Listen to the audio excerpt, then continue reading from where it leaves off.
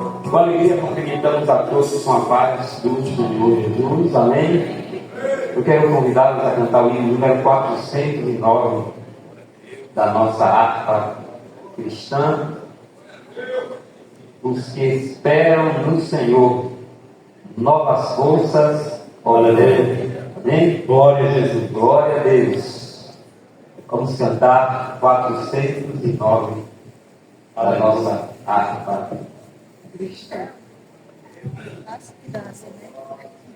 Trabalhadores do Evangelho, em breve ceifarei. Quer fracos vós sejais provérbios, do céu vigor terei. Os que esperam no Senhor, novas forças novirão, como águias, como águias voarão, subirão para a altura, subirão sem se cansar, sem fatigarão de cantar, subirão sem se cansar, sem fatigarão de cantar, correrão sem se cansar, até o céu chegar. No bom trabalho, quantas vezes estamos a falhar, sempre devemos nos deveres em Cristo confiar. Os que esperam no Senhor, novas forças obterão, como águias voarão, subirão para a altura, subirão sem se cansar, sem fatigarão de andar, subirão sem se cansar, sem fatigarão de andar, correrão sem se cansar. Adeus, irmãos, com alegria. Jesus estará ao nosso lado, sua força nos dará. O nosso Salvador amado, em tudo suprirá.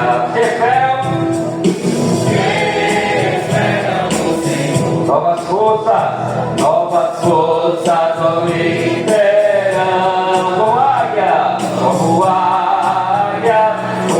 voarão, subirão para a altura, subirão sem se cansar, sem fatigarão de andar, subirão sem se cansar, sem fatigarão de andar, correrão sem se cansar, até o céu chegar.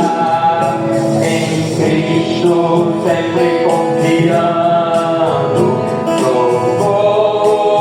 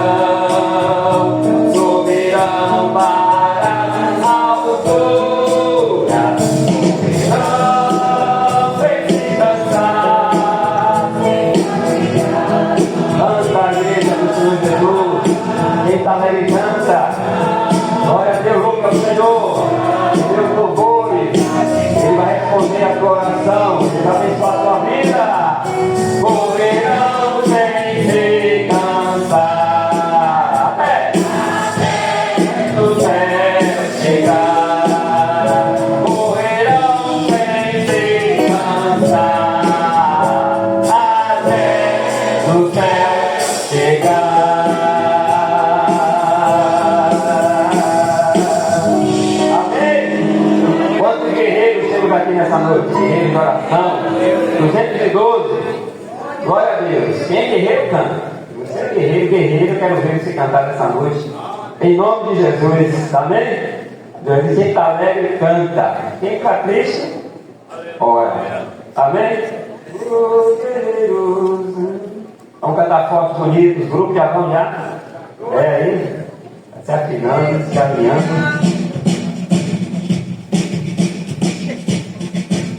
Vamos lá. Os guerreiros se preparam para a grande luta. É Jesus o capitão que avante os levará.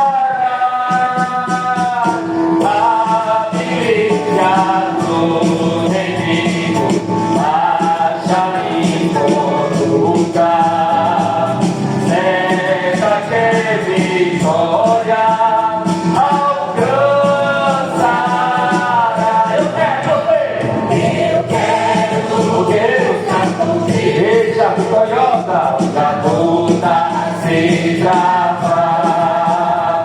No lance imprevisto, na frente me encontrar. Até que eu possa ver da glória, se alegrando da vitória, onde Deus vai me coroar.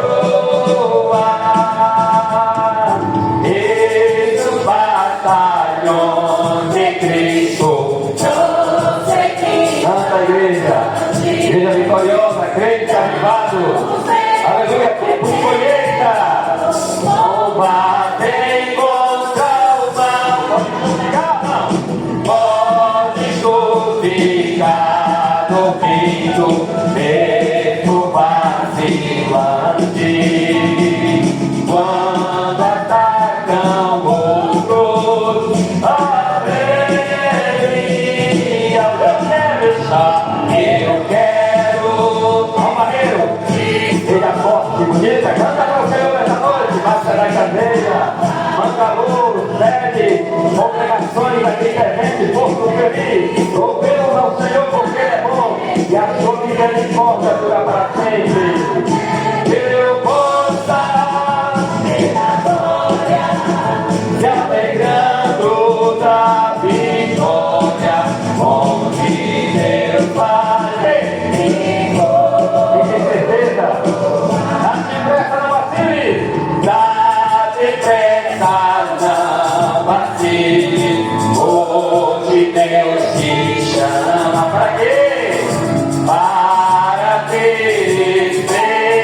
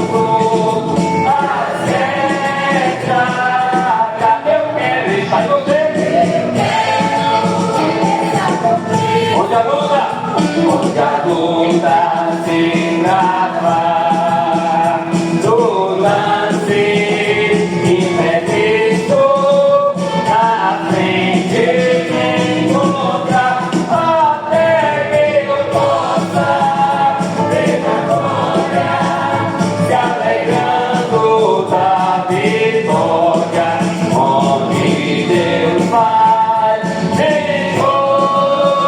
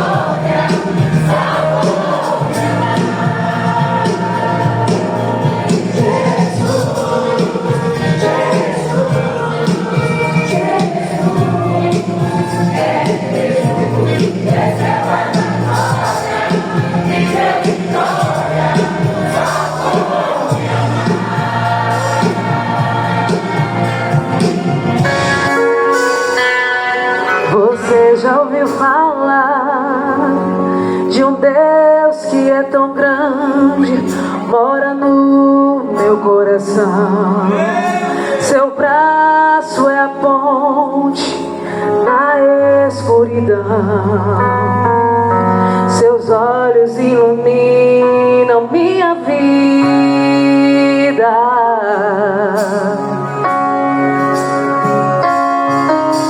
Você já ouviu falar de um Deus que seus mistérios nunca desvendou? Por isso é que eu sigo este meu Senhor, que tem todo o controle em suas mãos.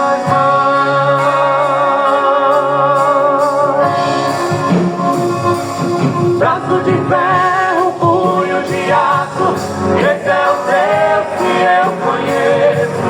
Quando decide, não muda decreto, faz o fim virar começo.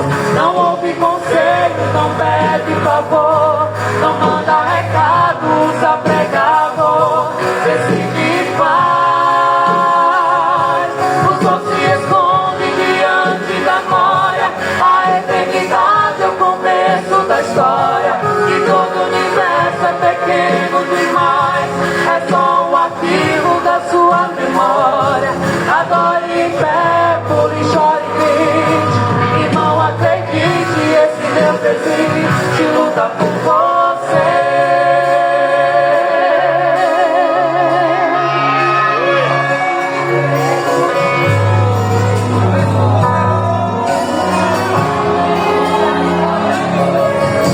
Você já ouviu falar de um Deus que é tão grande, mora no meu coração. Seu braço é a ponte na escuridão. Seus olhos iluminam minha vida. Você já ouviu falar de um Deus que seus mistérios nunca desvendou? Por isso é que eu sigo esse meu Senhor, que tem todo o controle em suas mãos.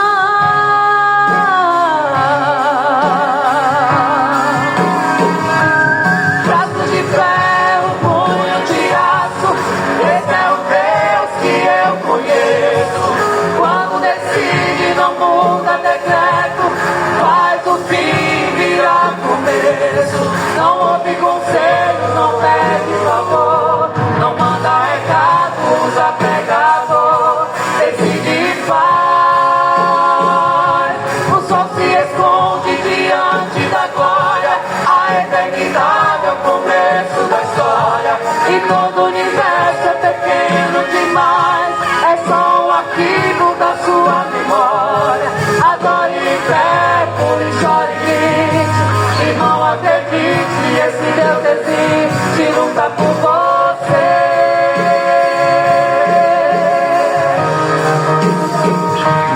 Braço de ferro, punho de aço, esse é o Deus que eu conheço. Quando decide, não muda decreto, faz o fim virar começo. Não ouve conselhos, não pede favor, não manda recado, usa pregador, decide e faz.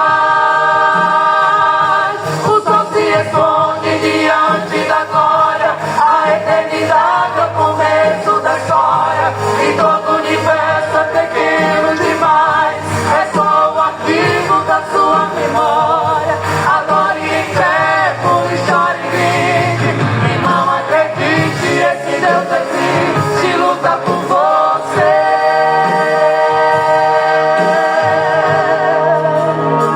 E luta por você.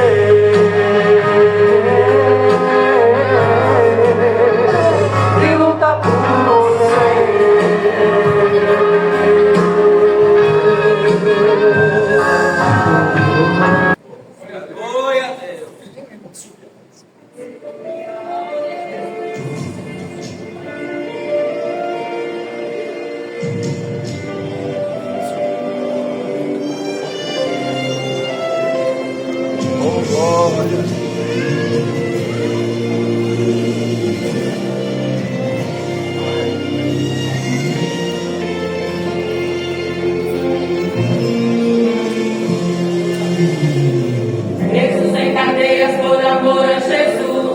São decapitados por amor a Jesus, mas não negam sua fé. A identidade é o outro adorador.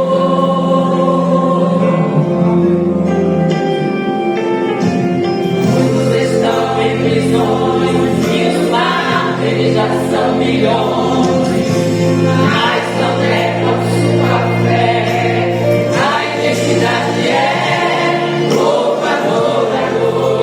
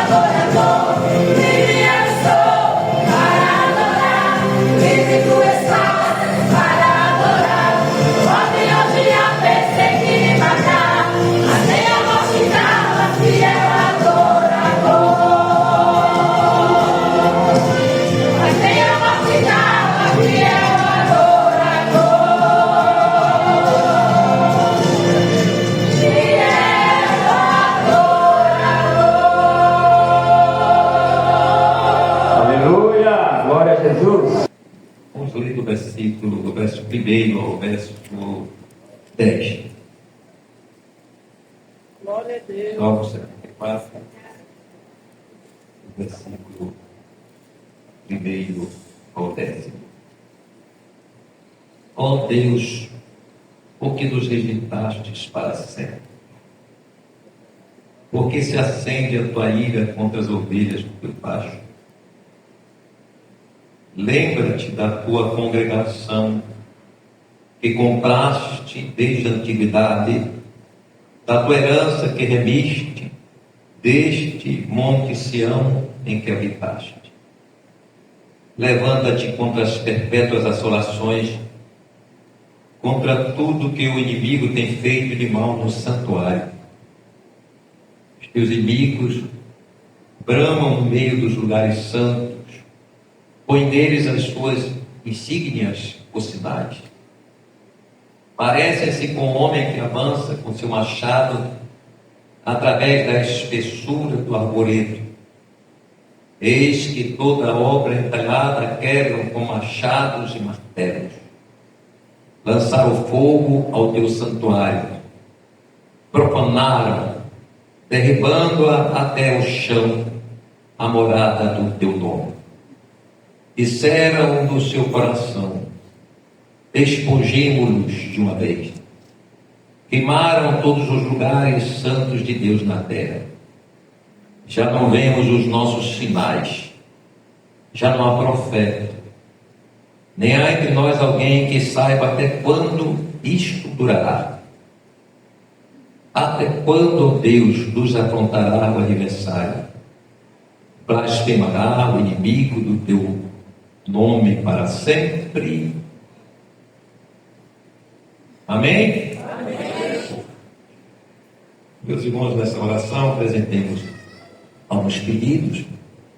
A mãe do nosso diácono, nosso irmão Rubem, está muito grave, estive visitando ali com ele no momento antes de aceitou Jesus, mas está no estado quase que sem volta, mas se Jesus levar, está indo salvo. Mas que Jesus esteja preparando o coração dos seus servos também. A irmã Elisângela, da do Papa São Francisco, também o nosso diácono, nosso irmão Irene, não é? A irmã Eugênio, também na casa do Catu, irmão Léo do Petrolar, também o presbítero Everaldo, a irmã Marta, que está internada em Amaçari, e outros servos do Senhor que precisam da intercessão ao nosso Deus. Eu quero convidar o pastor Walter, que vai estar apresentando esses pedidos. De quem mais deseja? Eu preciso mais que todo mundo. Amém?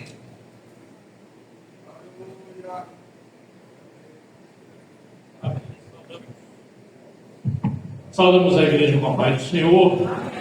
Nosso pastor Pereira também pede para apresentar Camila.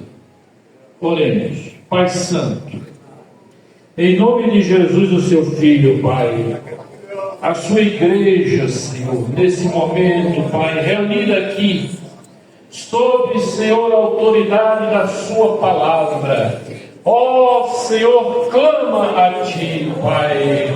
Clama a Ti, Senhor, por cada uma dessas pessoas que foram nominadas aqui, Senhor, que se encontram doentes, que se encontram acamados, que se encontram em leitos de hospital, oh Senhor, que se encontram cirurgiados, Pai Santo, aqueles outros que também não foram nominados. Ó Pai, Tu és aquele que tudo pode fazer, não existe o impossível para Ti. Tu és o Deus que cura, Tu és o Deus que realiza milagres, Tu és o Deus que opera, Senhor da glória, no nosso impossível. Aquilo que é impossível para nós, ó Pai, para o Senhor é perfeitamente possível. Nós clamamos a Ti, Senhor, pela Tua igreja, pelos Teus servos, pelos Teus filhos, pelas famílias aqui representadas, Pai. Continua operando, Senhor, e nesta noite mais uma vez usa o Teu servo, Senhor, para nos trazer a Sua palavra. Ó Senhor, edifica a Sua igreja No nome de Jesus, nós te pedimos e te agradecemos agora e sempre. Amém.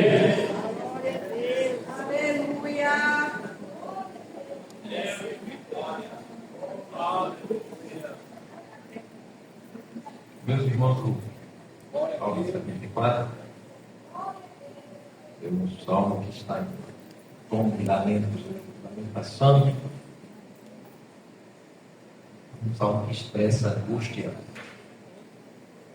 do povo de Deus, e o salmista ele traz para si esse sentimento. Era uma angústia por conta da invasão dos babilônios a Jerusalém,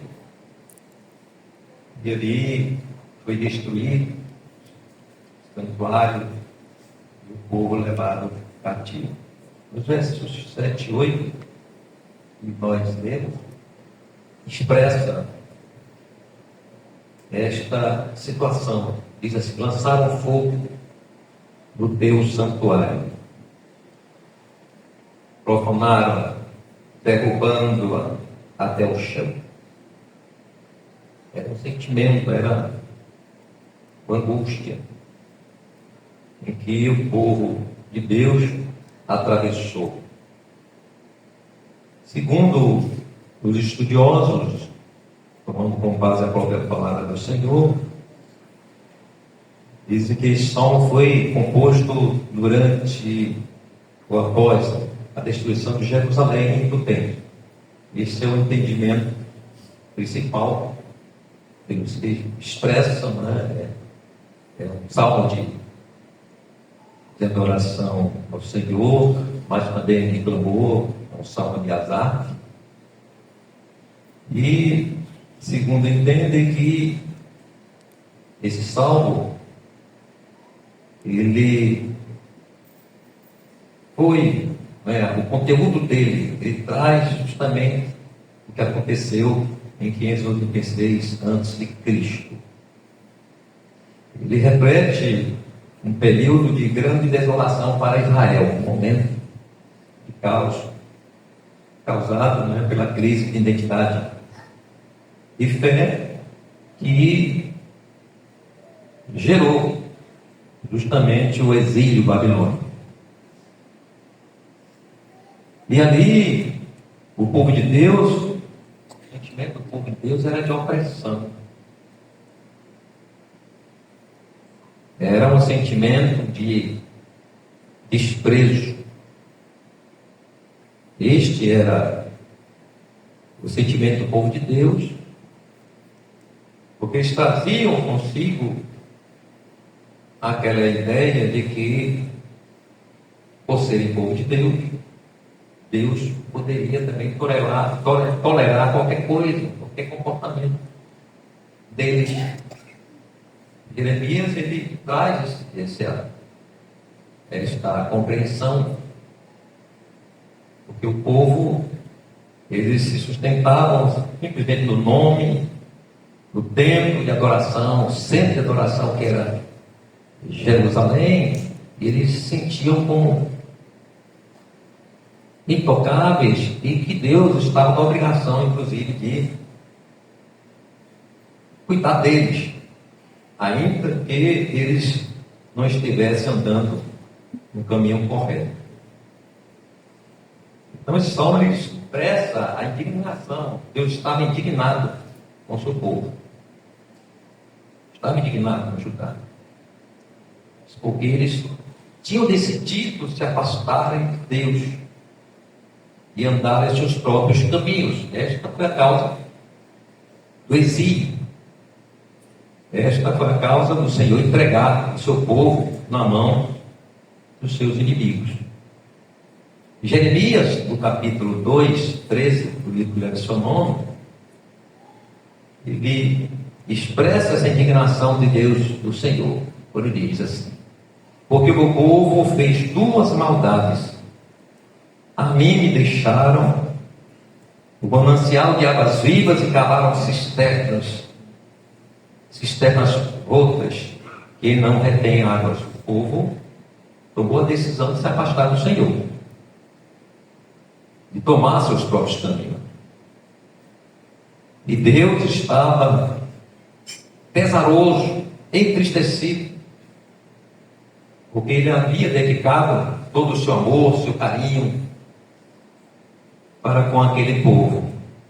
E Jeremias, mais uma vez, no mesmo capítulo 2, no versículo 2 e 3, versículos 2 e 3, diz assim: vai e clama ao Senhor, falando isso para o seu povo, aos ouvidos de Jerusalém, dizendo: assim diz o Senhor, lembro-me de ti, da beneficência da tua mocidade, e do amor dos teus desposórios, ou seja, promessas recíprocas de casamento no noivado, quando andavas após mim no deserto, numa terra que se não semeava.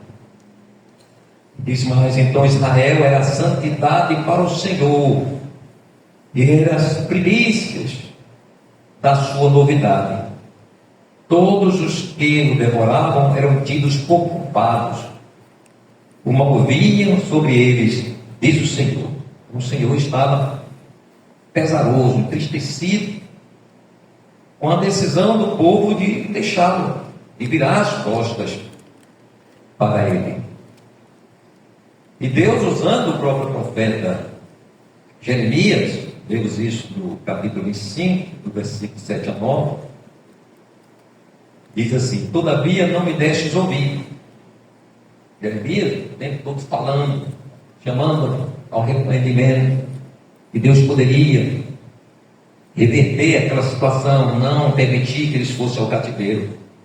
Mas todavia não me destes ouvidos, diz o Senhor, mas me provocastes a ira com a obra de vossas mãos para vosso mal. Portanto, assim diz o Senhor dos Exércitos: visto que não escutastes as minhas palavras, eis que eu enviarei, tomarei a todas as gerações do norte, diz o Senhor, como também a Nabucodonosor, rei da Babilônia, meu servo, e os trarei sobre esta terra e sobre seus moradores e todas essas nações em redor, e o destruirei totalmente, poluei em espanto e assobio e perpétuos desertos.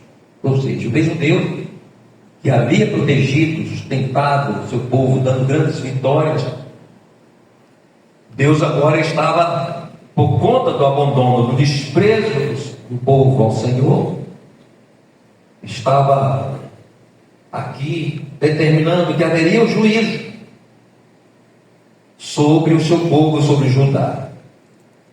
E em 597 a.C., se cumpre esta profecia, quando Nabucodonosor sitiou Jerusalém, a conquistou. Foi quando ocorreu a primeira deportação de judeus, que foi incluída em Daniel, Ananias, Misael e Azarias. Então o templo ele foi saqueado e os utensílios consagrados foram levados. Em 586 a.C., aí cumpriu, não é, já de forma mais abundante, já numa expressão maior do juízo de Deus. Novamente Jerusalém foi sitiada, né? E o templo de Jerusalém e as muralhas foram destruídas. Então, nesta fase aqui, é um momento justamente que o salmista ele expressa quando a angústia de Judá tomou, ou seja, são tomados pela angústia os corações. Então o sentimento do povo ali era de desamparo, era de esquecimento de Deus, era como se fosse descaso de Deus. Nós somos seu povo e o Senhor está permitindo isso, que nós fôssemos levados cativos, o templo do Senhor destruído, os muros, os nobres, os profissionais, aqueles que a área, vamos dizer assim, produtiva no sentido de dos empresários, as pessoas que davam emprego, as pessoas foram levadas. E aí agora, nós vemos no verso 1, quando diz: ó Deus, por que nos rejeitaste para sempre? O sentimento agora era que havia um desamparo. Deus também tinha esquecido eles para sempre. Por que se acende a tua ira contra as ovelhas do teu pasto? A gente precisa entender que o Deus que é amor, Ele também é um Deus que é justiça. Então não podemos estar equivocando ou trocando, trazendo uma compreensão diferente de que o amor é tolerar erro, tolerar o pecado. Portanto, Deus, Ele não tolera o pecado. E aí o povo estava agora sentindo a falta das intervenções poderosas de Deus. Os grandes livramentos que tinha feito, as grandes vitórias. E ele traz essa lembrança, mais inclusive se dirigindo desde a saída, do momento que estava no Egito, quando Deus estava no Egito, que Deus fez prosperar, fez crescer. E quando Deus então, enfim, decide tirá-lo dali, e o Senhor tira com mão forte. E aí o povo agora estava naquele sentimento de saudosismo dos feitos de Deus, dos que Deus havia executado a sua obra de proteção, de graça sobre o seu povo. Agora o povo estava lembrando porque estava no cativeiro. Isso acontece com a nossa vida, não é? Quando estamos abençoados, está tudo bem, e aí daqui a pouco a gente esquece de Deus, e Deus começa agora a mudar seu tratamento para conosco, e a gente começa a cobrar Deus, achar que Deus, Ele é nosso devedor, Deus nos deve. Então o povo pedia por socorro, mas Deus não ouvia. Versos 2 e 3 diz: lembra-te da tua congregação, que compraste desde a antiguidade, da vara da tua herança, que remiste, deste monte Sião em que habitaste. E ainda dizia: levanta, ó Deus, os teus pés, ou seja, reage a Deus, faça alguma coisa, mostra que tu és o nosso Deus.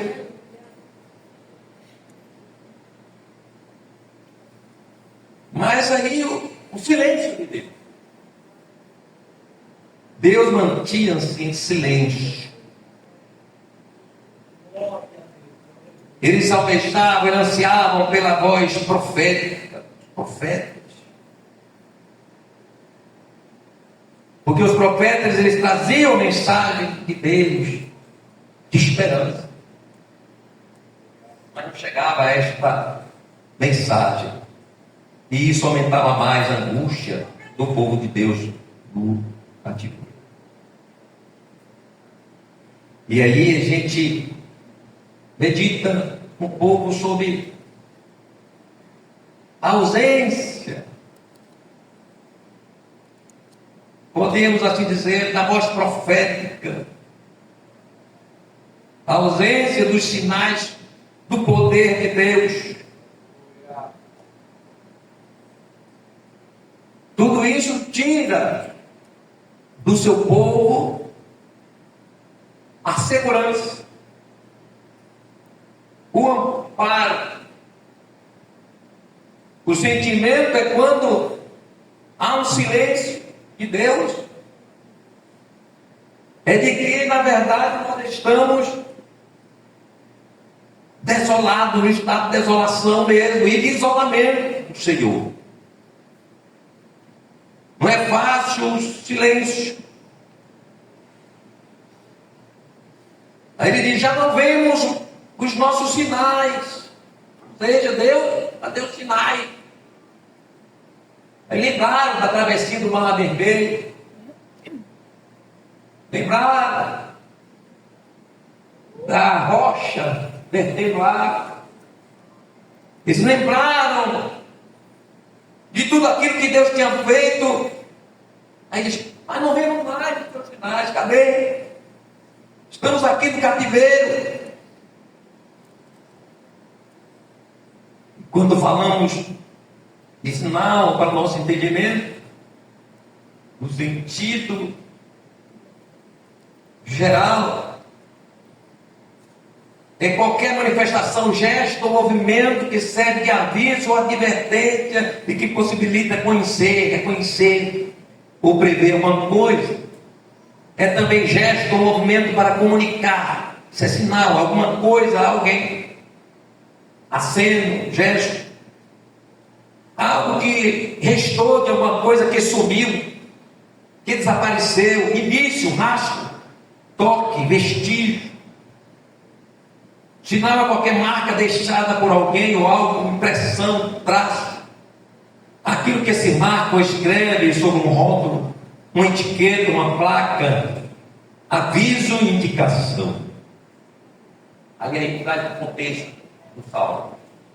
Então, que sinais? Que são sinais, e que esses sinais é entendido para o salmista que era realmente uma referência ao agir sobrenatural de Deus em prol do seu povo. Sinal era a demonstração de que eles eram o povo de Deus. Que Judá, tanto no norte como no sul, era, portanto, formava ali Israel, o povo escolhido. Havia um sinal de Deus na vida do seu povo. Glórias ao nome do Senhor Jesus. E aí, o salmista, ele expressa, dizendo ainda no versos 13 e 14: tu dividiste o mar, mostrando o sinal de Deus, pela tua força, quebrantaste as cabeças das baleias nas águas, fizeste em pedaço as cabeças do Leviatã, que é o crocodilo, e o deste como mantimento aos habitantes do deserto. Era com referência à abertura do mar. O comentário Barnes disseca o texto dizendo assim: que Deus tinha por seu poder despedaçado a força do mar para que não oferecesse a resistência à passagem do seu povo ali por aquele mar. Glórias ao nome do Senhor. Quando ele diz quebraste as cabeças dos monstros, estava se referindo aqui sem dúvida justamente aos crocodilos, monstros marinhos. Era para que estava trazendo o entendimento que Deus manifestou o seu poder, o seu grande poder sobre o mar, segurando a força bravia do mar. E os grandes animais não poderiam atravessar, passar de um lado para o outro, porque ali estava atravessando o povo do Senhor. Glórias ao nome do Senhor Jesus. O Judá estava se lembrando dos feitos poderosos do Senhor, e eles estavam questionando a Deus, e fazendo aqui um comparativo daquilo que Deus fez, e daquilo que Deus fez para Israel, também fez para nós. Quantas vezes nós nos esquecemos? Israel esqueceu, mas também, quem sabe nós, igreja, hoje estamos esquecendo dos atos poderosos do Senhor, daquilo que Ele fez, daquilo que Ele pode fazer. Glórias ao nome do Senhor Jesus. Então, o mesmo Deus de Israel, que livrou Israel de grandes inimigos, diz que fez grandes sinais, é o mesmo Deus da igreja, que permanece, que faz sinais, que faz maravilhas, que dá vitória ao seu povo. Glórias ao nome do Senhor Jesus. Mas aí a gente fica, né, preocupado nesse tempo, porque dessa não ação mais abundante de Deus, porque Deus ainda continua fazendo, mas queremos mais, Ele quer fazer mais. Aí surge um questionamento em nós mesmos, questionar até o próprio Deus, lembrando, antigamente Deus curou, eu vi o paralítico andar, eu vi um cego enxergar, eu vi, nós temos testemunho que Deus fez grandes coisas, mas porque Deus não fez, não está fazendo nesse tempo como fazia antes? Judá estava chorando as consequências das suas decisões. O cativeiro era consequência do seu distanciamento de Deus, da sua rebeldia. Então é preciso a gente, trazendo aqui para nós, fazer uma análise, porque é uma cobrança nossa, todos nós. Cadê o batismo do Espírito Santo? Cadê cura? Cadê os milagres? Cadê isso? Cadê aquilo? Judá estava em dívida. Será que não estamos em dívida também com ele? Então Judá estava colhendo o fruto da sua desobediência. E Deus queria mostrar para Judá que não vale a pena deixá-lo. Não vale a pena se afastar do Senhor. Não vale a pena, irmãos, nos afastarmos da obediência à palavra do Senhor, dos cuidados de Deus. Não vale a pena trocar, aleluia, o nosso amor, amparo de Deus na nossa vida por nada nesta vida. Glórias ao nome do Senhor Jesus. Deus é tudo para nós. Glórias ao nome do Senhor Jesus. A igreja é o que é e permanecerá como igreja por causa da vontade de Jesus, da graça de Jesus, da misericórdia de Jesus. Glórias ao nome do Senhor. Judá esqueceu das misericórdias de Deus. E quantos de nós não temos esquecido das misericórdias do Senhor? Então Judá sentia falta dos sinais. Judá sentia falta da palavra profética. Já não tem profeta. Já não há profeta. Não há entre nós alguém que saiba até quando isto durará. E o profeta era a voz do Senhor, era a voz de Deus, confortando, consolando, orientando, dizendo o que eles deviam fazer. Era Deus guiando o seu povo. Os profetas eram a voz de Deus. Glórias ao nome do Senhor Jesus.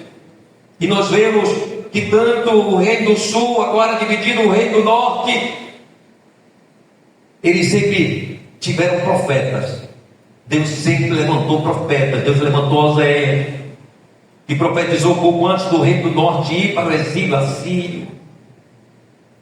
Ele levantou Amós, que profetizou contra o reino do norte de Israel e as nações vizinhas. Levantou Joel, que profetizou sobre a iminente destruição e devastação. Miqueias, que profetizou, alertando o povo e chamando ao arrependimento, uma época de corrupção moral e adoração falsa em Israel. Mas o texto de Asaf, o texto, ele traz a referência a Jeremias, porque era o profeta que estava alertando o povo, alertou o povo o tempo todo ao arrependimento, e que viria, se eles se arrependessem, viria o cativeiro. E segundo a palavra do Senhor, Jeremias profetizou durante o reinado de Zedequias. Profetizou contra a idolatria, a imoralidade e rebeldia do povo de Judá contra o Senhor. E por conta disso ele pagou o preço caro, o preço do calabouço,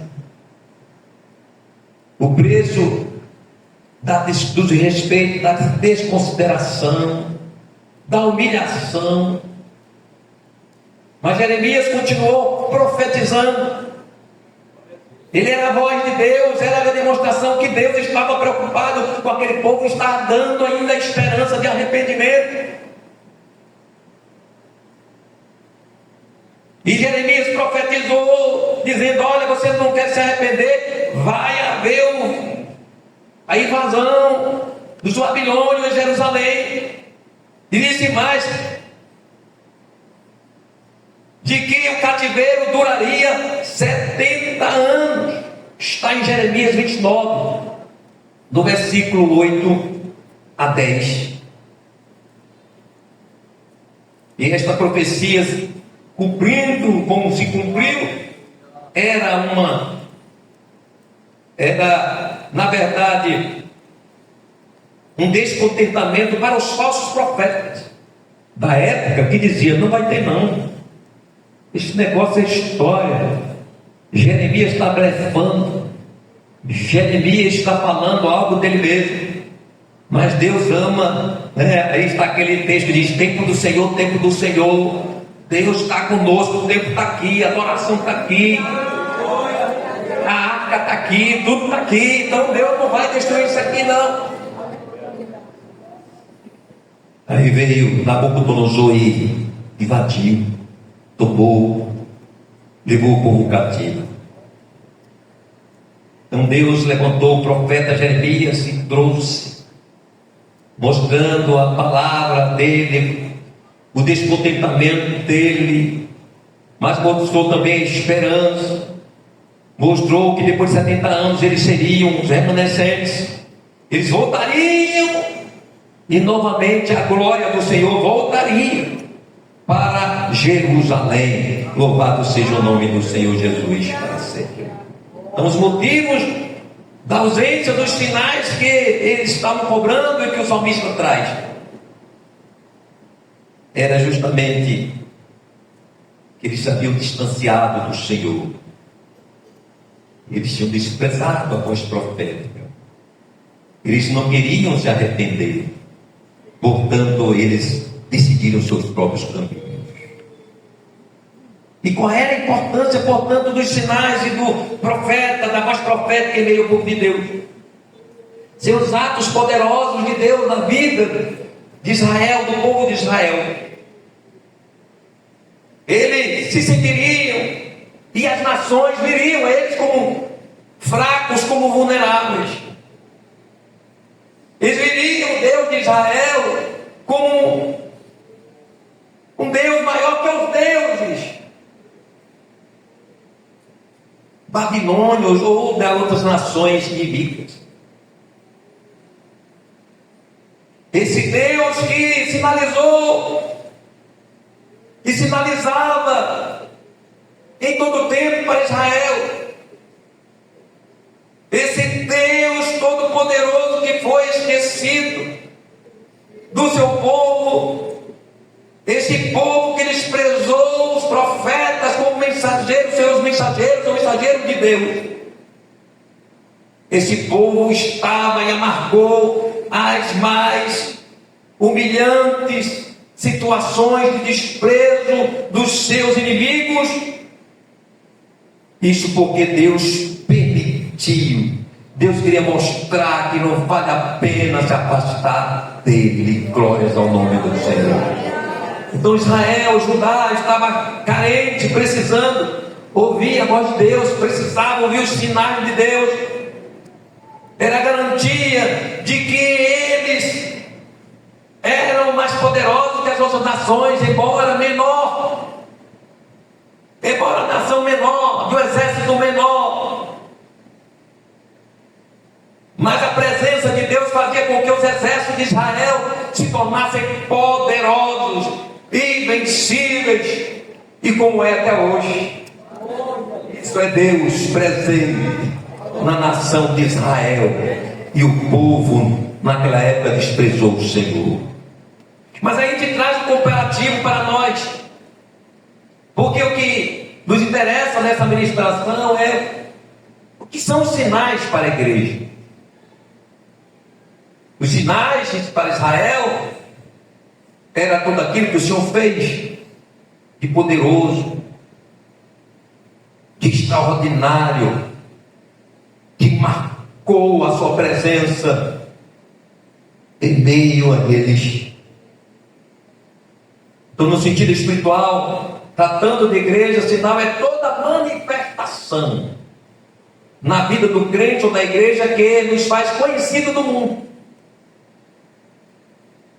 São os sinais que nós recebemos do Senhor. É aquilo que é em nós que nos faz comunicáveis ao pecador. Ou seja, o mundo consegue nos ver e a gente comunica ao pecador que nós temos sinais diferentes dele. Nós temos sinais que mostram que nós somos um povo diferente.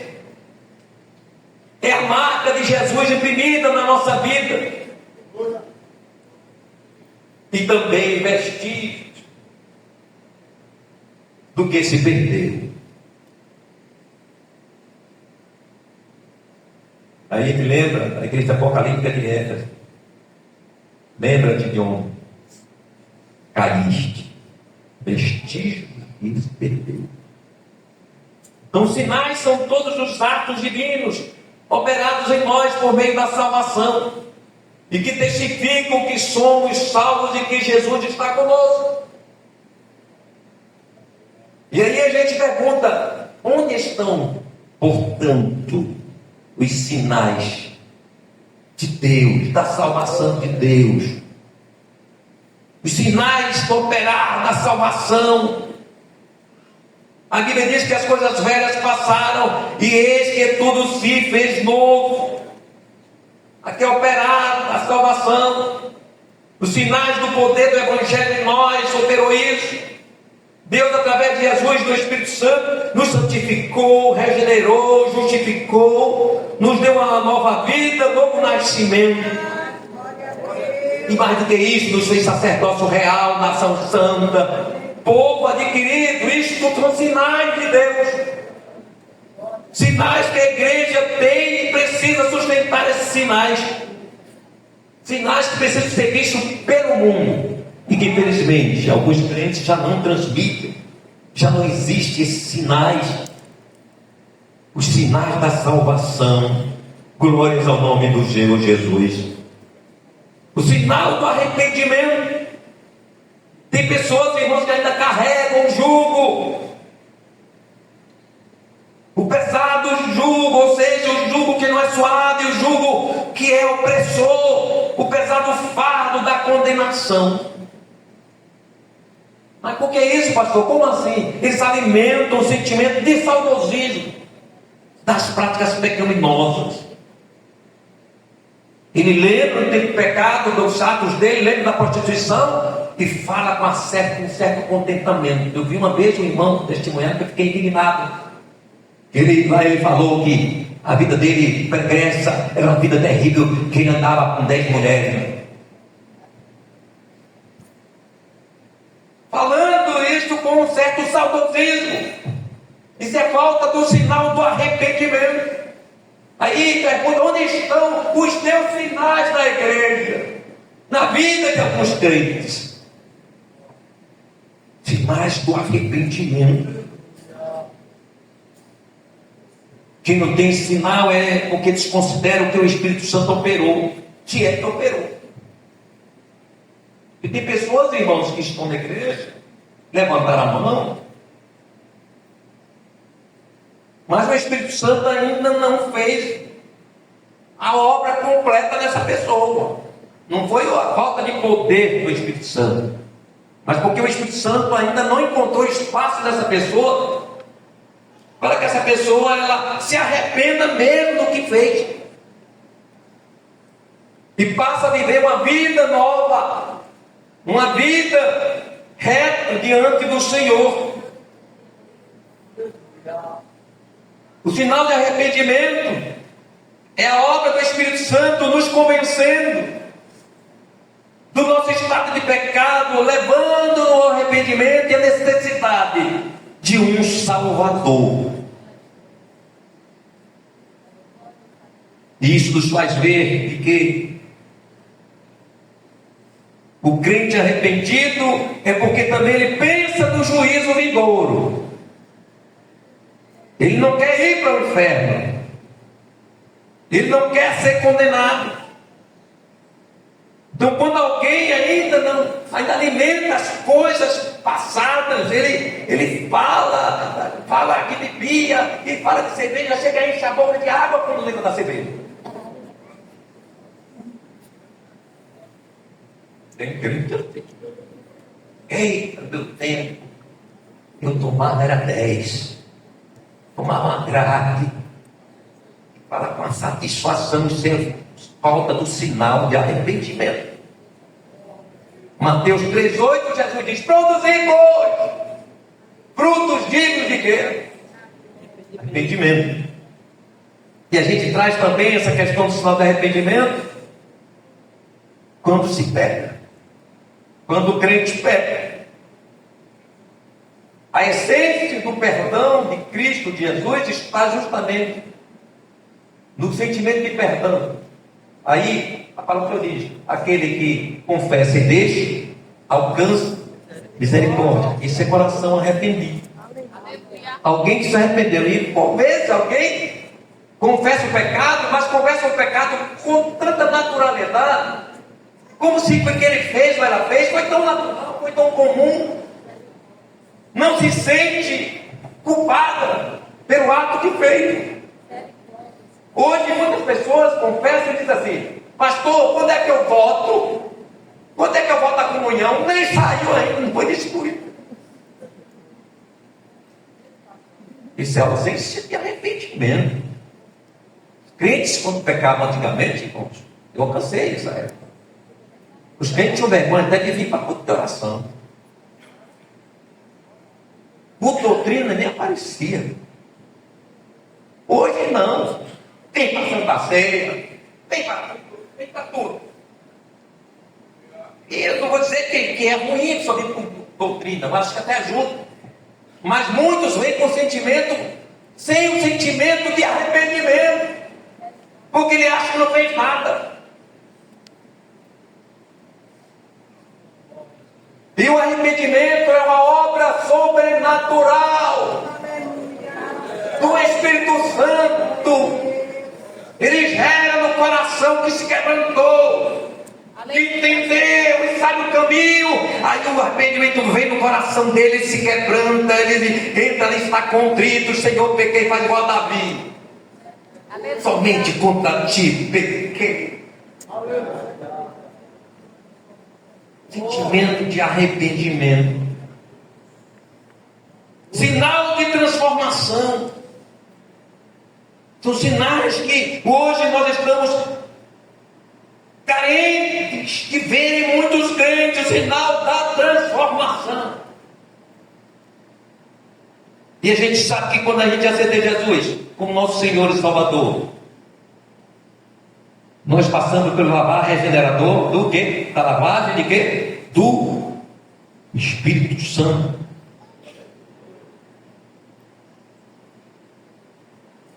O que significa isso? Nós somos transformados. A nossa casa, que é nosso corpo, estava ocupada pelo valente. E ele foi posto para fora. A casa foi limpa. E tornou-se ali uma habitação de um novo morador, que é o Espírito Santo. Isso é um sinal de transformação. Tem o Espírito Santo. A casa que é de Satanás agora é casa de Deus. É casa do Espírito Santo. Nós precisamos entender isso. Antes de querer, ou seja, de alguém ser tentado a fazer qualquer coisa, lembre que você foi transformado. Lembre que você agora né? Tem um novo líder, tem um novo habitante dentro de você, que é o Espírito Santo do Senhor Jesus. Glórias ao nome do Senhor. Este ocupante, ele nos selou. Ele nos selou com o selo da promessa, que é o penhor da nossa herança, da nossa redenção, que dá direito de posse ao Espírito Santo. Portanto, a minha vida é transformada porque o Espírito Santo transformou. Ele diz: essa casa é minha, agora me pertence. Isso é o sinal de transformação. É quando Jesus, o Espírito Santo, está presente na vida do crente, e ele não é levado a estar obedecendo o pecado, tendo uma vida, não é, comprometida com o erro. Portanto, quem recebeu o selo do Espírito Santo não vive mais na carne. Romanos 8:9. Vós, porém, não estáis na carne, mas no Espírito, se é que o Espírito de Deus habita em vós. Se é. Mas pastor, se a palavra de Deus diz, é porque tem gente que não foi selado e não tem o Espírito Santo, e está na igreja, está cantando, está até pregando, e quem sabe até profetizando, mas não tem o Espírito, não tem o selo. É preciso trazer de volta o sinal da transformação de uma casa agora ocupada pelo Espírito Santo, o sinal da vida santa. Deus exige do seu povo que seja santo como ele é, 1 Pedro 1,15. Mas como é santo aquele que vos chamou, sede santos, portanto, em toda a vossa maneira de viver. Toda.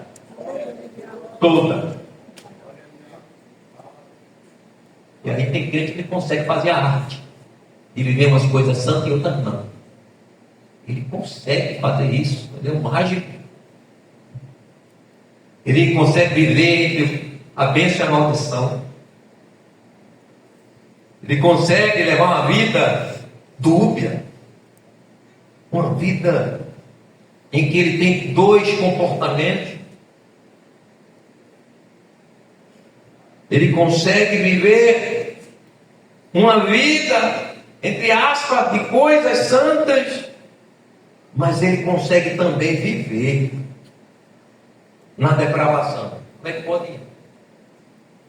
A gente vê, muita gente pregando, profeta, a rede está cheia. E os camaradas do adultério, prostituição, cheirando cocaína, fumando maconha,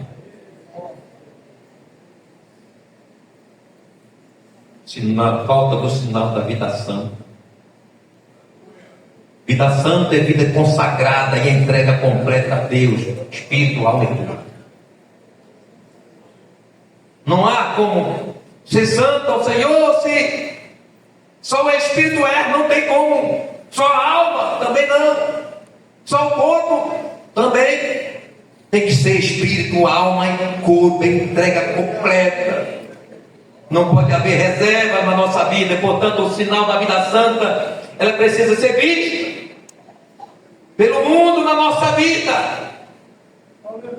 O mundo precisa ver que a gente tem algo diferente. É aquilo que eu sempre falo. Tenho falado aqui. Pode até não gostar da gente, mas vê a mudança em nós. Ele tem que colher a mudança que Jesus fez em nós. Nós éramos profanando ímpio e agora somos santos pelo poder do nome do Senhor. Mas é preciso manter esse sinal maravilhoso que nos destaca do mundo, o sinal da santidade de Deus, o sinal do sal da terra e da luz do mundo. Ou o tempo que os crentes têm vergonha de ser crente, de se identificar com o crente. Tem crente que nem Bíblia carrega porque ele tem receio de identificar. Tem crente que ele quer vestir como os ímpios porque não quer ser visto como diferente no trabalho, no emprego, na escola, no faculdade. E que está parecido com, não quer ser identificado como crente. Falta o sinal do sal. Sal é para salgar mesmo. Sal é para ser sentido, sabor mesmo. Glórias ao nome do Senhor Jesus. O crente tem sabor. O sabor do sal, da transformação, da restauração. O sal de uma vida santa, transformada, restaurada por Jesus. Glórias ao nome do Senhor Jesus. Sem um sal, irmãos, a carne apodrece. Sem o sal, o crente morre. Sem o sal, o mundo azeda. Portanto, temos que continuar sendo sal nesta terra tão corrompida. Glórias ao nome do Senhor Jesus. E a gente está sentindo falta do sal. A falta da luz do mundo. Não queremos ser vistos pelo mundo. Queremos ser iguais ao mundo, falar a linguagem do mundo, viver como o mundo, pensar como o mundo, andar como o mundo, ser amante do mundo e o mundo nos amar também. É preciso, portanto, mantermos o sal da terra e luz do mundo. O pastor Carlos botou aquele relógio bem grande que eu enxergava no passado lá. Foi de propósito. Botou logo hoje. Glória a Deus. Então, irmãos, são sinais que falta a igreja. Está em falta, no sentido de mais abundância. E precisa. Estamos atravessando momentos difíceis da igreja, da identidade da igreja. Por falta dos sinais do poder do Evangelho, da transformação do Evangelho nas nossas vidas. Os sinais do poder do Espírito Santo. É aqui algo bom. Que o crente gosta de falar. São as evidências do poder sobrenatural em meio à igreja. Trata-se da ação manifesta do poder do Espírito Santo através do batismo com o Espírito Santo. Profetizado por João Batista, Mateus 3:11. E ele diz: eu em verdade vos batizo com água para arrependimento, mas aquele que vem após mim é mais poderoso do que eu. Não sou digno de levar as suas sandálias. Ele vos batizará com o Espírito Santo e... Cadê o fogo? Domingo eu estava aqui. Eu chamei jovens, a maioria sem se batizar do Espírito Santo. Eles estão tão motivados em querer ser batizados, que vieram só 12 vezes. E aquilo subiu Deus da vontade. Está ruim. Porque nem vontade de ser batizado do Espírito Santo. Esse é o sinal da igreja. O batismo de santo, falar línguas estranhas, faz parte do culto pentecostal, da igreja do Senhor. Aleluia! Estamos deixando de lado o batismo com o Espírito Santo. Estamos achando normal não falar línguas estranhas. Estamos achando normal, até de tal forma que estamos facilitando, flexibilizando que crentes não batizados com o Espírito Santo tenham cargos que não deveriam ter por não terem este dom de Deus, essa dádiva de Deus, que é importante e necessário à vida, à prática cristã, ao exercício ministerial. Glórias ao nome do Senhor Jesus. Estamos nos acostumando como não ser batizado com o Espírito Santo. Isso é preocupante. Não estamos sentindo a falta dos sinais dos dons espirituais. Palavra de sabedoria, palavra do conhecimento, dom da fé, dons de curas, operação de maravilhas, profecia, discernir os espíritos, variedade de línguas, interpretação de línguas. Não estamos sentindo falta deles. É esse o nosso comportamento. A gente está demonstrando isso. Tanto faz como tanto fez. Tanto faz ter um culto alegre, um culto que a gente sinta a presença do Senhor, que o Espírito Santo se manifeste, que o Shekinah de Deus desça sobre a igreja, nos tome, que haja línguas estranhas, que haja profecia da igreja. Estamos nos acostumando a não ter nada disso na igreja. Onde estão os sinais? A igreja, onde estão os teus sinais? O profeta, o salmista traz isso. Onde estão os teus sinais? Glórias ao nome do Senhor Jesus. Há uma necessidade que os sinais do poder do Espírito Santo que Jesus prometeu, não só para a era apostólica, como também para esse tempo da igreja, sejam mais presentes. Nós não podemos nos conformar com isso. Em ver as nossas congregações, muitos crentes, na maioria das vezes, a maior parte da igreja, sem ser batizado com o Espírito Santo. Se a gente se acostumar, a gente vai tornar um balde de gelo na igreja. Não se conforme.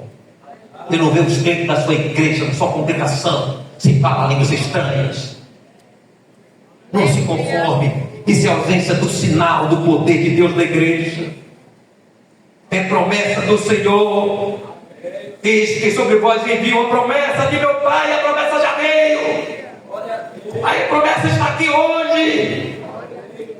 Eu sei que tem muitos crentes aqui que não são batizados com o Espírito Santo. E você não está preocupado com isso. Mas nesta noite o Espírito Santo te alerta, te preocupa. Queira ser cheio do Espírito Santo. Queira ser batizado com o Espírito Santo. Glória a Deus, a necessidade. Glórias ao nome do Senhor Jesus. Aleluia. É a necessidade de sermos cheios do Espírito Santo para uma evangelização mais poderosa e eficaz. Marcos 16, 15 a 18 está falando justamente isso. E disse: ide por todo mundo, a evangelização, pregar o evangelho a toda criatura. Quem for batizado será salvo, mas quem não quer será condenado. Aí agora ele fala: e continuação, consequência. E estes sinais, os sinais para ser operado, principalmente não é dentro da igreja, não, é fora da igreja. É na evangelização.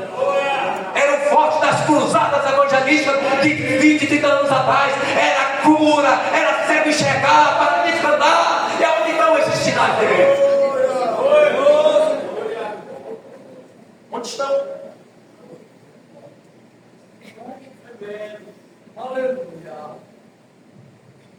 Estes sinais seguirão que eu creio. Em meu nome. É no nome de Jesus. O nome de Jesus tem que ser exaltado. Na rua, nas praças, aonde nós colocamos nossos pés como igreja do Senhor, é para chegar conosco a cura, o milagre. Não podemos nos conformar não, igreja. Se não seremos iguais às outras nações, os outros povos. Nós somos povo de Deus, um povo que expressa a virtude do Espírito Santo na terra. Louvado seja o nome do Senhor Jesus para sempre. Expulsarão os demônios. É na rua. Pode alguém da igreja chegar e vai expulsar também. Mas a expulsão de demônios aqui é pública. Na rua.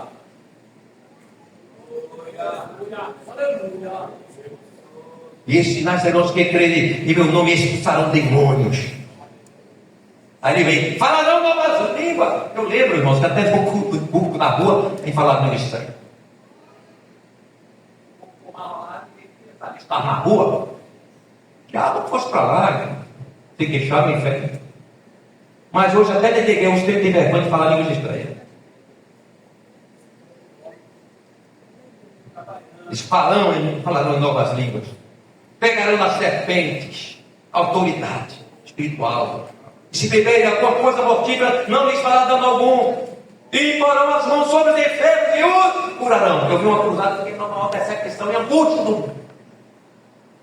A falta desse sinal. Aí o pregador inventou de orar pelo irmãozinho que tinha um nome errado, graça errada. e chamou o pobrezinho lá para frente. Pense, irmão, que martírio aquele foi no posto. Aí depois o cantor também foi ajudar, e os dois estavam vazios.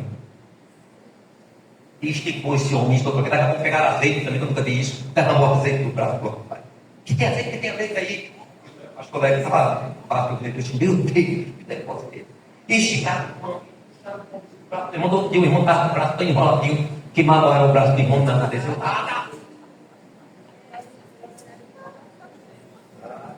Mas Jesus disse que vai acontecer e curarão os enfermos. Eu não posso aceitar isso no meu ministério. Eu não posso me conformar com esta frieza, essa ausência do poder de Deus no meu ministério. E nenhum de nós, nenhum de vós, não se conforme. Vocês são autoridade de Deus. Aleluia. E a igreja tem que ver isso. E a igreja tem que perceber isso. E o mundo também exaltar e glorificar o nome do Senhor, em vez de Deus usando a igreja.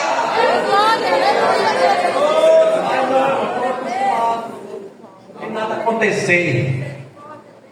A gente se esforça tanto, né? Festa e mais festa. Gasta com cantor, gasta com pregador, gasta com roupa, gasta com comida, e gasta com isso e aquilo. E nada acontece.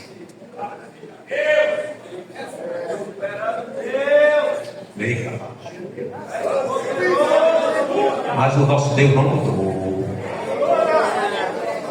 O mesmo Deus de Israel que restaurou e vai restaurar no grande avivamento é o mesmo Deus da igreja. Eu não acredito que Jesus vai buscar uma igreja nesse estado. Jesus vai buscar uma igreja, embora seja ou pouco ou muito, mas a igreja vai subir. É uma igreja que fala línguas estranhas, é uma igreja que profetiza, é uma igreja onde tem cura, onde tem milagre. Aleluia! Onde estão os sinais do poder do Senhor? Paulo falou que o apostolado dele se sustentava justamente no poder do Espírito Santo, dos sinais, prodígios, maravilhas. Segundo Coríntios 12:12, ele diz assim, estou terminando: os sinais do meu apostolado foram manifestos entre vós, com toda paciência, por sinais, prodígios e maravilhas. É a identidade nossa, viu, Pedro? Aleluia. É a nossa identidade. Glória a Deus. Sinais, maravilhas. Não se conforme e não tem um dom, os dons da cura. Nós temos que ter os dons da cura, o dom da fé. Glórias ao nome do Senhor Jesus. Esta palavra é uma palavra de despertamento para nós essa noite. Glórias ao nome do Senhor. Atos 5:12 diz que os apóstolos do Senhor, eles faziam sinais e prodígios. Glórias ao nome do Senhor. Aleluia. Os milagres, eles existem para a glorificação do nome do Senhor. Eu encerro essa parte que teremos mais na próxima semana, quando diz que o poder, esse poder, sinal do poder que Deus na nossa vida, ele também é importante para cultuar e adorar mais fervorosamente, espiritualmente. Os dons do Espírito Santo sobre a igreja é para a manutenção de uma vida cheia do Espírito Santo. Aleluia. Nós precisamos buscar os dons espirituais. Aleluia. Eles fazem parte da igreja. Glórias ao nome do Senhor Jesus. Porque temos que viver os cultos mais avivados ou avivados. Não somos crentes tradicionais, nós somos crentes avivados pelo Espírito Santo. E no culto avivado tem doutrina, tem cântico de adoração, tem profecia, tem línguas estranhas, tem variedade de línguas, tem interpretação, tem cura, tem milagres. Esse é o culto pentecostal. É por isso que os neopentecostais estão fazendo a farra com um bocado de mentira por aí, porque o povo está atrás de lá, e até crente nossa igreja. Não vê acontecer as coisas aqui, vai aventurar por aí. O mesmo Deus dos apóstolos é o Deus da igreja. É o mesmo meu Deus. Glórias ao nome do Senhor Jesus. Portanto, os sinais do poder de Deus não são essas igrejas aí, é espetáculo denominacional, é marketing para exaltação pessoal. Mas a gente precisa, e o Senhor Jesus deu dons espirituais à igreja, sabe para quê? Para que fosse tudo que acontecesse na igreja, o nome dele fosse glorificado. Glórias ao nome do Senhor Jesus. Eu encerro dizendo que a ausência dos dons espirituais, do batismo do Espírito Santo, do povo pentecostal, faz do culto formal, ritualista. Um culto para manter a agenda. Amanhã é culto da UADA. Amanhã é culto da UIADA. Amanhã é culto da UZEADAL. É culto da UJADAL. E aí vai. Mas será que esses cultos, nossos cultos, são ricos?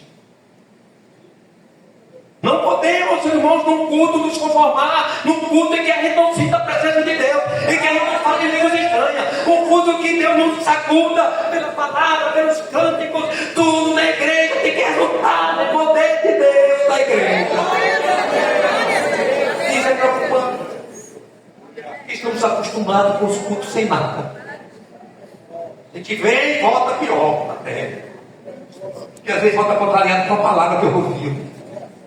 Que às vezes tem que falar que sem pé, sem cabeça. A gente sai pior, volta Jesus. Mas Jesus está aqui.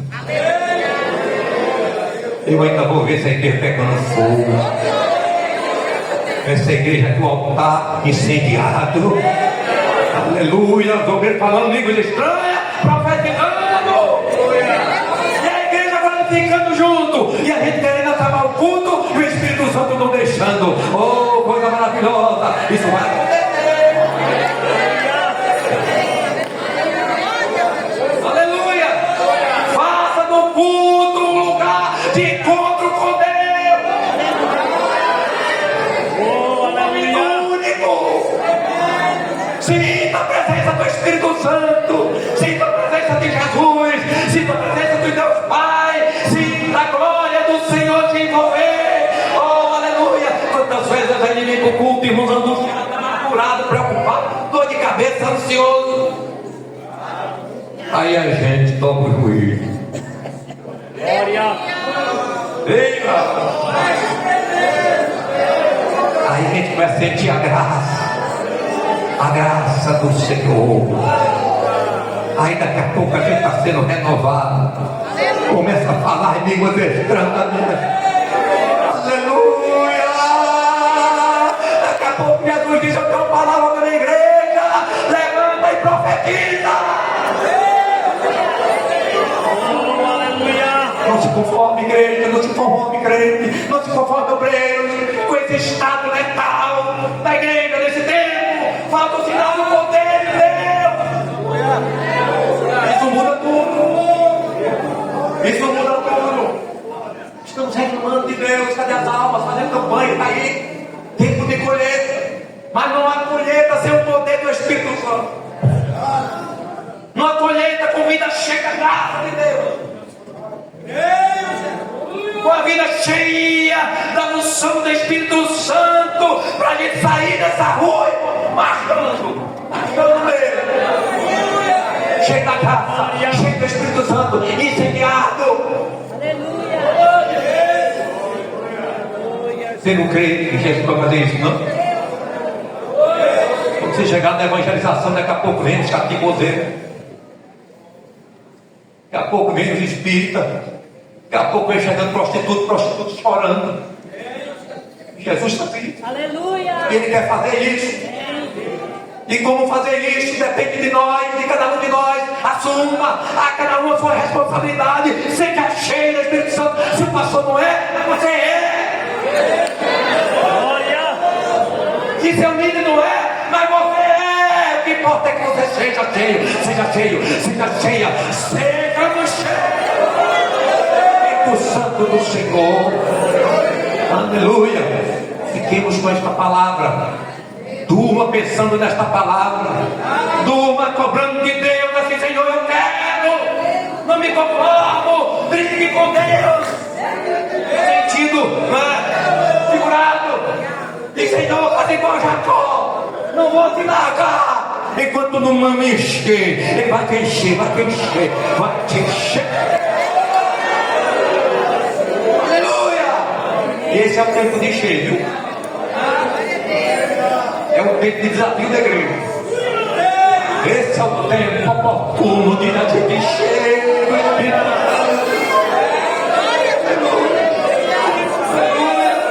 Eu preciso ser cheio desse Espírito. Eu preciso transformar nesse Espírito. Eu preciso falar mais línguas estranhas. E Deus está fazendo algo especial aqui esta noite. Deus está agindo, Deus está agindo, Deus está agindo. Deixa Deus agir. Deixa Deus te agir. Ele te quebranta diante da presença do Senhor. Vai glorificando, exaltando o nome do Senhor. Você vai voltar para a tua casa transportando, alegre, meditando desta palavra, saboreando nela. E lá na tua casa tu vai lembrar dela. E Jesus vai te encher, te encher. Jesus vai te encher.